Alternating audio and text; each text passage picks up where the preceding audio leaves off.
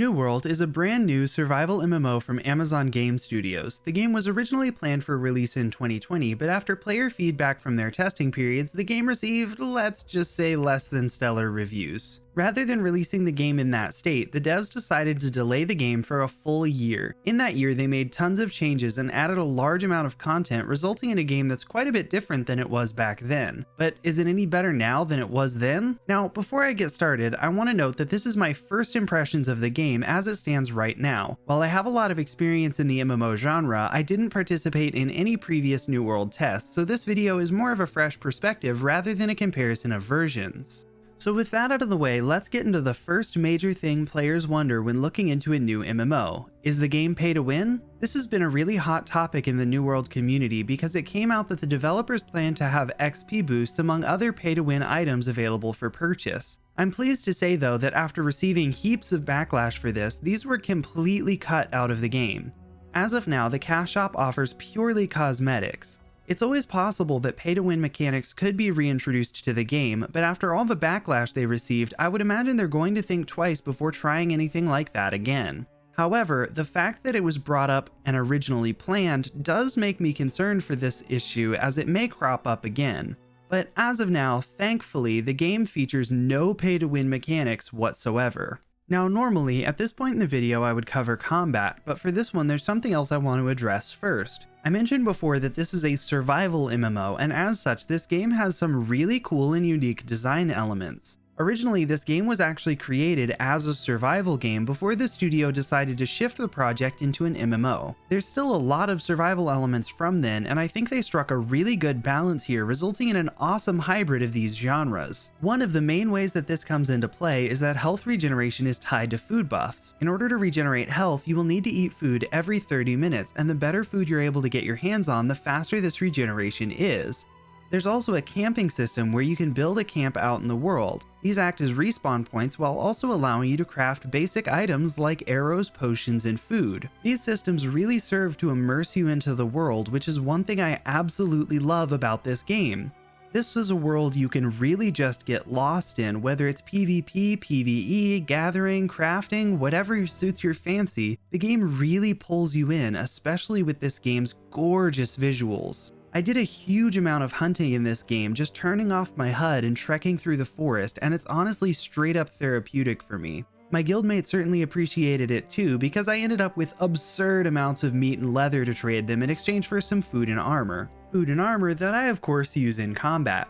Speaking of combat, the game features decently skill-based, full action combat that's rather reminiscent of a Souls-like game. Sometimes it feels a little slow and clunky, and with the game not having a lot of animation cancels or any system of action queuing, it can feel pretty unresponsive, especially when dodging.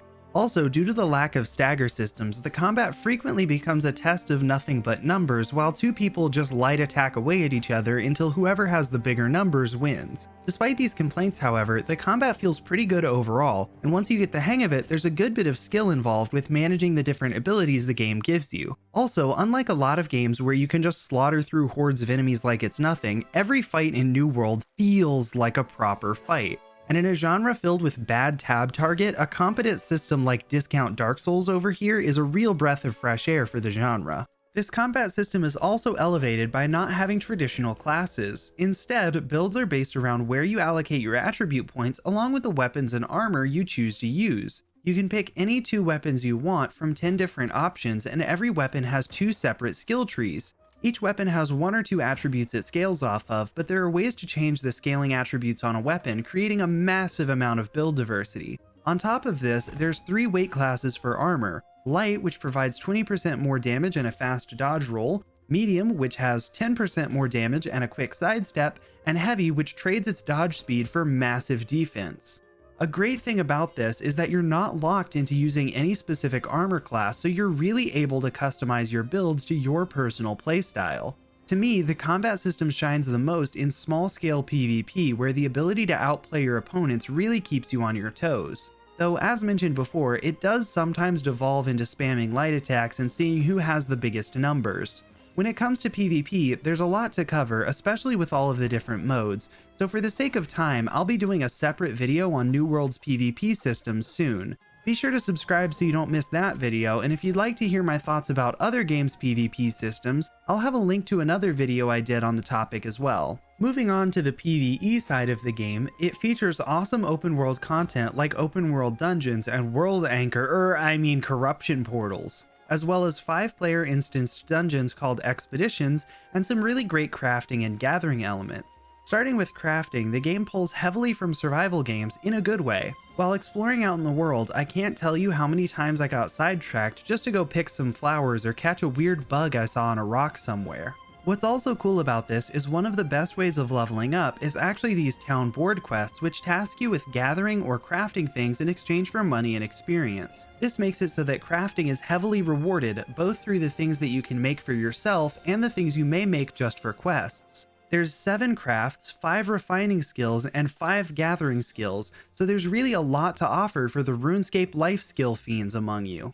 Overall, despite not doing anything particularly unique, the game's crafting and gathering systems are really fun and engaging, and I can't wait to sink way too many hours into fishing at launch. Next up, let's talk expeditions. In my time with the game, I was only able to reach one of these, but what I did play was a lot of fun. The game has this really cool system where in order to enter these dungeons, you need to gather specific resources to craft a key item to enter the dungeon. I really love this system because it not only incorporates crafting into the expeditions, but it also means that there's an inherent risk when taking on dungeons. As for the dungeons themselves, as I said, I only got to experience one of these in my time with the game, but it was really fun and provided a decent challenge for me and my team.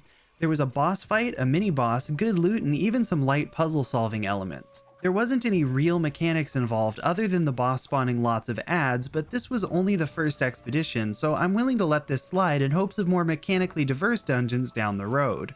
Speaking of diversity, the game has a good bit of diversity in its world design, with different areas having very different environments, pretty much all of which look incredible. This again plays into the biggest thing the game has going for it in my opinion, which is immersion. The world looks so incredible, it's easy to just get lost in, which I absolutely love, and combining this with the gathering systems and map design, exploration is incredibly rewarding. Though I do have to dock some points on the visual side because the character creator is awful and most characters look like Fortnite rejects right down to the armor design. Really though, who would actually hang their curly hair to one side like that? There also isn't as much mob diversity as I would have liked, with lots of enemies just being reskins of others, but this isn't too much of a problem, especially in higher level areas. I'm also willing to forgive this even more because the game has plenty of time to add more enemy types with future content expansions, and there's just enough for it to not bother me too much. And last but certainly not least, let's talk about performance. With the amount of foliage on screen, the game is actually really well optimized. However, I encountered numerous frame drops, especially in highly populated areas. There's also been a massive issue where if you play this game on an RTX 3090 and don't set a frame rate cap, your graphics card will actually fucking explode! And with the amount of glitches and server issues the game has had, they must have been running the servers on 3090s because the servers were constantly crashing out. I'm willing to give them the benefit of the doubt since this is a beta, but I mean, come on, this is Amazon, the company with their own rentable mega servers and enough money to send Jeff Bezos to space with a massive fuck-off cock rocket. Fix your goddamn servers! Overall, this game is well worth the price tag, and I've been having an absolute blast with it. It has a really solid skill-based combat system, great survival elements that are not too intrusive, a huge amount of build diversity and customization, fantastic life skilling systems, and incredibly immersive gameplay. However, the game does have a variety of issues such as poor server performance, lack of mob diversity, lack of anti-zerging mechanics, ugly character designs, and That's just my thoughts though, and I would love to hear what you think in the comments down below. If you liked the video, be sure to hit like. If you want to see more, subscribe, and never forget, your soul belongs to me now.